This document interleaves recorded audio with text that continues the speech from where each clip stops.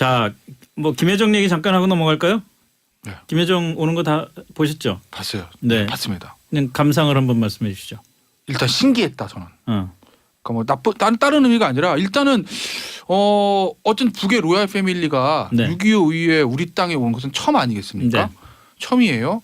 그리고 사실 이 그러니까 김정은이라는 사람 자체는 네. 어쨌든 언론의 얼굴이라든지 행동이라는 걸 많이 등장을 했는데 김여정은 사실 전면적으로 등장하진 않았다는 거죠. 그러니까 오빠인 김정은 위원장이 나올 때 옆에서 뭐 꽃 들고 있는 거라든지 예. 뭐 박수 치고 이렇게 꽃 전해주는 이렇게 주변으로 나왔지 사실 언론의 화면이라든지 어떤 그 동정이 딱 등장한 것은 거의 없거든요. 그렇죠. 뭐 임신을 했네 마네 뭐 결혼했네 마네 이런 예. 카더라 통신만 있었고 근데 오늘 어쨌든 북의 실세로서 오빠의 어떤 정권 대사처럼 해서 우리 땅에 오고 우리 언론에 전면으로 등장하지 않았습니까? 네. 그래서 저는 좀 새롭다. 그래서 제가 이제 신기하다는 표현을 든 거죠. 그리고 역시 실세는 실세인 게 그 들어와서 이제 조명근 통일부 장관이랑 이제 마주 앉아서 인사를 하는데 어쨌든 북계 국가 원수는 김영남 위원장 상임위원장 아니겠습니까? 김영남 상임위원장이 북에 또 왜 그래요 또 북에라고 그랬지 지금 또 왜 또 나한테 그런 색깔로 뒤집어 쓰려고 누구 방송 생명 끊으려고 그러나 에? 북에 잘 들으세요. 발음을 잘해야죠. 그러니까. 잘 들으세요.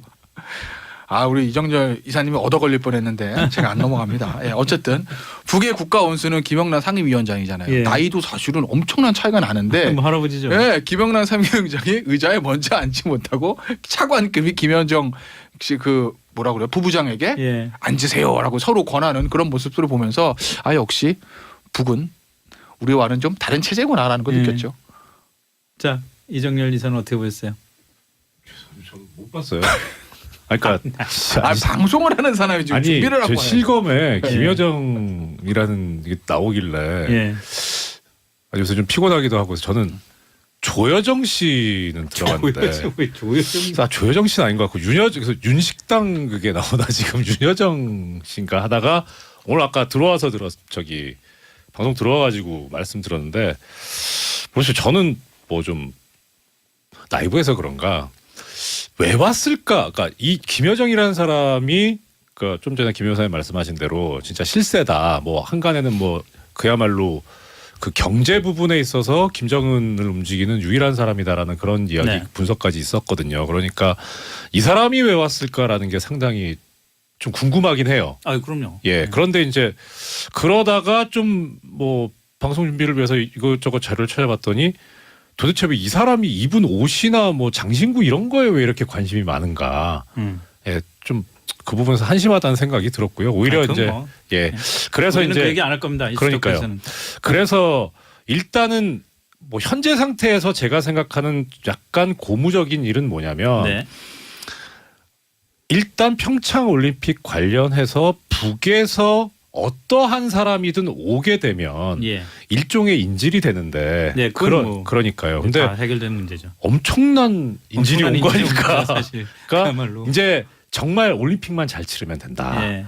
뭐 그런 생각이 들고요. 그러면서 이제 아까 말씀드렸던 뭐 의복이나 장신구 관련해서 뭐 보다가 드는 생각이 이게 그렇게 진짜 평창 올림픽 망하라고 그 뭐 일부 종편에서 그렇게 뭐 TV조선이나 이런 데서 애를 쓰는데 근데 또 한편으로 또 보다 보니까 그런 기사가 나오더라고요. 조선중앙TV에 대해서 이 종편에서 저작권료를 지불하고 있던데요. 보니까. 그건 그 계약이 있습니다. 예, 그러니까요. 아니 그래서 북한에 돈 퍼준다 그러면서 왜 그런 저작권을 그 권리를 사용하는지 그것도 좀 이해가 안 가더라고요. 앞뒤가 안 맞지 않나? 뭐 그런 생각까지 해봤습니다. 어떻게 TV조선이 평창올림픽 망하라고 그러겠어요. 그건 좀 그렇지. 그러던데요. 에이, 그건 아니라고 봅니다. 뭐 점잖으시니까 그렇게 이해하시면 좋을 것 같고 하여튼 그런 느낌이 드는지 모르겠어요. 우리의 관심사는 어쨌든 김여정이 마음속에 또는 주머니 속에 뭘 갖고 왔을까 하는 거란 말이에요. CNN이 김여정이 문재인 대통령을 평양에 초청하는 그런 그 제안을 할 수도 있을 것 같다라는 보도를 했는데 뭐 CNN 보도는 뭐 외교 소식통이라고 그러는데 무슨 뭐 평양의 진짜 핵심 관계자 얘기를 들은 거 아니면은 그냥 전망일 텐데. 네. 그런데 그런 전망은 사실 CNN만의 전망은 아니고 우리나라에서도 그런 얘기들이 나오는 거죠. 네. 어쨌든 김정은의 뭐 친서 또는 뭔가 메시지를 가져오지 않겠느냐. 예. 김정은의 목적이 무엇이든지 간에 어쨌든 메시지는 올 거라는 거죠. 그럼 결국 북이 우리에게 줄 수 있는 가장 큰 카드는 역시 남북 정상회담 아니겠습니까? 결국 네. 문재인 대통령도 아마 연내 남북 정상회담을 이루는 거를 아마 목표로 하고 있을 거고 뭐 예. 비단 문재인 대통령뿐만 아니라 우리나라 모든 대통령들은 사실 남북 정상회담은 생각이 있지 않습니까? 네. 하다못해 보수 정권이었던 이명박 전 대통령도 사실 그럼요. 임태희 실장과 또 싱가포르에서였던 그런 밀사들의 만남들 항상 그 얘기 있지 않겠어요? 그러니까 문재인 대통령 더 하겠죠. 아무래도 남북 정상회담 희망이 네. 노무현 전 대통령 때 있었던 그 합의를도 또 계승하고 싶은 생각이 있을 거고. 근데 남북 정상회담 카드를 꺼낼 것 같긴 한데 북에서 과연 무엇을 대가로 바랄 것이냐. 네. 이 대가란 게 제가 무슨 뭐 예전에 대북 송금 이런 문제가 아니라 네네. 결국 북이 자 남북 정상회담 우리가 합시다. 대신 외국 국제사회에 있었던 이 대북 제재를 좀 완화시켜 달라든지 네. 아니면 한미 군사 운영을 완전히 중단해 달라든지 네. 이런 요구 조건을 걸었을 때 과연 문재인 대통령은 그것을 어떻게 받을 것이냐. 예. 이것이 사실은 우리 외교의 갈림길인 거죠. 문재인 대통령 선택의 순간이 오는 것이고 문재인 대통령이 항상 그렇게 얘기를 합니다. 이번에 저 신년 기자회견에서도 야 무조건 비핵화야, 핵 폐기야, 네. 핵 동결 아니야. 일각에서 나보고 그렇게 걱정들한테 그렇게 걱정하지 마. 나는 핵 폐기를 목적으로 할 거는 명백히 말씀을 하셨거든요. 네. 그래서 사실은 문재인 대통령의 외교 행보에 대해서 좀 걱정하던 사람들 아 대통령 저런 강렬한 핵 폐기의 의지를 가지고 있구나라고 이제 생각을 했는데 과연 이제 행동으로 옮길 때 이번에 김여정이 와서 남북 간의 어떤 정상회담 이런 카드를 꺼냈을 때 핵 폐기를 전제로 비핵화를 전제로 하지 않는 대화는 의미가 없다라는 그런 강한 메시지를 김여정에게 전달할 수 있을까라는 그런 문제인 거죠.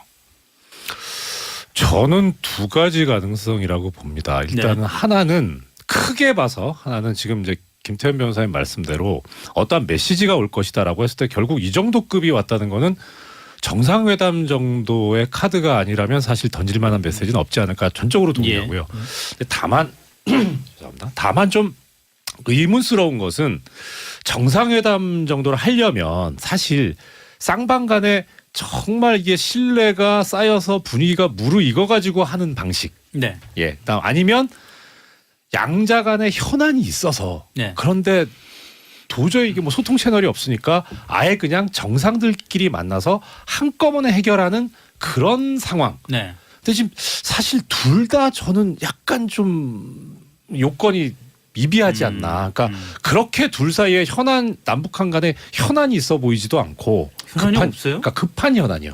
그러니까 정상들끼리만 해결해서 빨리 돌파구를 찾아야 되는 현안. 그러니까 핵폐기가 가장 그러니까 지금 그야말로 이게 뭐 그야말로 정말 바로 지금 뭐 핵이 터진다 전쟁 일촉즉발 상황이다 그러면 또 그럴 수도 있을 거는 같은데 네. 아직 그 수준까지 사실 그런 위기는 미국과 북한 간이지 남북한 간은 아니니까 예. 또 근데 한편으로 신뢰가 무르익었다라고 하기에는 뭐 이렇게 여러 가지 소통 채널이 지금 있기는 있습니다만 예. 너무 지금 시간이 짧아서 그 기간이 그래서 저는 오히려 정말 그야말로 이 김여정이라는 사람한테 김정은이 상당히 의존하고 있고 많은 의지를 하고 있으니까 네. 실제 김여정이 남한 사회를 와서 보고 남한 사회가 어떤지를 확실하게 안 다음에 그 다음에 어떠한 뭐 전략을 세우든 대책을 세우든 하여튼 그런 목적이 아닐까라는 그런 쪽에 저는 좀 더 비중이 있어요. 뭘 카드를 갖고 온다기보다는 그러니까 그야말로 정말 믿을 만한 신복이 와서 제대로 보고 가는 예. 거죠. 근데 뭐 북이 우리나라 실정을 모르겠습니까? 뭐 김여정이 와서 봐야 될 만큼 아니 그거보다 좀 더 그걸 네. 좀 더 정제해서 얘기를 하자면은 진짜 문재인 대통령의 의중이 뭔지를 김여정 보고 직접 들어와라. 그런 부분은 뭐 그럴 있을 수 있겠죠. 예. 근데 저는 이정열 이사가 하신 얘기 중에서 가장 제 귀에 딱 와닿는 얘기는 남북 간의 현안이 지금 없다라는 얘기들. 그거 사실 돌려 생각하면 그게 맞다고 저도 말씀드리는 게 남북 관계가 지금 아예 뭐 대화 하나만 해 이런 얘기가 아니라 네. 남북 관계의 가장 중요한 건 지금 핵 문제 아니겠습니까? 근데 결국 핵 문제는 미국 간의 문제라고요. 결국 미국과 북한 간의 대화든 정말 군사 옵션을 해도 미국, 대화를 해도 미국. 결국 네. 이제 미국이 키를 쥐고 있는 거 아니겠습니까? 현실이 문재인 대통령도 그 부분 인정했다는 거죠. 그래서 이제 지금 어떤 그 보수 진영에서도 야 이거 미국 결국 이제 남북 대화 이 남북 간의 이 대화가 결국 미국 간의 대화로 연결될 수 있느냐라는 것을 모든 사람들이 좀 관심 있게 보지 않겠습니까? 그러니까 그런 측면에서 보면 남북 관계 현안이 없다고 볼 수 있는 거죠. 왜냐하면 남북 정상회담을 한다고 해가지고 자 핵 폐기합시다 풀 수 있는 문제가 아니니까요. 네. 그런데 문제는 그렇기 때문에 김정은이 남북 롯데와 카드를 남북 정상회담 카드를 가지고 나오는 것을 우리가 덜컥 아무 조건 없이 받을 건 아니라는 말씀을 제가 드리는 거예요. 왜냐하면 김정은 아마 10년사 때 아마 그런 얘기했을 거예요. 제 기억에 아마 올해 우리 민족에 두 가지 경사가 있다 이 얘기를 했을 거예요. 그 중에 하나가 이제 평창올림픽 얘기한 거고 그 다음에 이제 북의 가장 큰 견사인 구구절이라고 얘기하잖아요. 네. 9월 9일 아마 거기 한 70주년 기념인 것 같은데 그 얘기를 듣는 겁니다. 두 가지 행사. 그런데 평창올림픽과 구구절 사이에 8.15가 있잖아요. 우리나라도 굉장히 중요한 행사 아니겠습니까? 아마 그렇기 때문에 순수히 북의 입장에서 보면 평창올림픽을 사실은 어떤 의미에서 뭐 북이 지금 최대한 이용한 것은 맞죠. 네. 그것이 뭐 평양올림픽이라고 간다 제가 그런 말이 아니라 어쨌든 북 입장에서는 평창올림픽을 최대한 이용한 건 맞거든요. 네. 그럼 이 판에 우리를 흔들기 위해서 우리와 미국 간의 관계를 흔들기 위해서 문재인 대통령을 시험하기 위해서 남북 정상회담 카드를 던질 수가 있는 거죠. 그럼 문재인 대통령 입장에선 북미 대화를 통해서 핵 폐기가 가능하고 남북 정상회담을 통해서 핵 폐기가 가능하지 않은 것을 알고 있지만 안 받을 수도 없는 카드거든요. 그걸 김정은이 정확히 꿰뚫어 보고 있기 때문에 엄청난 조건을 제시할 거고 그 딜레마를 문재인 대통령이 과연 어떻게 풀어나갈 것이냐라는 게 문재인 대통령 얼마 전에 그렇게 말씀하셨더라고요. 후보 때 몰랐는데 되고 와서 보니까 외교가 이렇게 중요한지 나 처음 알았다는 얘기 하지 않았습니까? 그 정도로 우리나라를 둘러싼 지금 외교 현안에 굉장히 만만하지가 않은데 과연 청와대가 이거를 어떻게 받을지가 아마 저는 문재인 대통령의 남은 임기 4년뿐만이 아니라 향후 우리나라 10년, 20년 어떻게 보면 우리나라 운명을 좌우할 중요한 기로에 저는 섰다고 봐요. 그러니까 대통령 이거 정말 올바른 판단을 하고 비핵화를 그렇죠. 핵폐기로 해서 제대로 된 이 식견을 가지고 시작을 하셔야 되는데 만약에 여기서 북의 어떤 그런 속셈에 우리가 노란한다는 표현은 좀 적절하지 않을지 모르겠지만 너무 많은 것을 내주게 되면 돌이킬 수 없는 치명적인 결과가 올 수도 있다는 거죠. 어떤 면에서 볼 때 사실은 남북 정상회담의 가능성이라는 게 굉장히 높다라고 볼 수도 있는 게 북한은 북한대로 뭐 어떻게든 미국하고 대화를 하고 싶은 생각도 있을 텐데 그럼에도 불구하고 미국은 트럼프가 지금 계속 코피를 터뜨리겠다고 저러고 있으니 대화하려면 다 양보하고 나와라 뭐 이러고 있으니 참 난감한 상황에서 남쪽하고 먼저 대화를 물꼬를 틀고 싶은 생각도 있을 거고요. 우리는 또 우리대로 미국을 북한만 설득해야 되는 게 아니라 미국도 설득해야 되는 상황에서 북한을 먼저 만나서 좀 설득을 해서 좀 양보하고 미국과의 대화에 나서게 끌어갈 수 있을 기회가 될 수도 있다고 보니까 또 정상회담에 관심이 있을 거고 그럼 생각보다는 또 더 빨리 정상회담 쪽으로 물꼬가 트일 가능성도 있지 않을까요? 그럴 가능성을 부인할 건 아닐 텐데 사실 그러면 지금 김여정 뭐 결국 만약에 정상회담 카드를 꺼낸다라고 하는 건 그거는 김여정의 이야기가 아니고 김정은의 이야기가 되는 거잖아요. 그걸 남한에 던졌을 때 북한이 얻는 게 뭐가 있을까요? 사실 저는 그건 최후의 카드잖아요. 뭐 남한에 줄 수 있는. 그런데 그 카드를 그렇게 먼저 마지막 카드를 꺼낼 정도로 북한이 몰려 있느냐 하면 또 그런 것도 아니고. 그런 것도 아닌 것 같다. 예.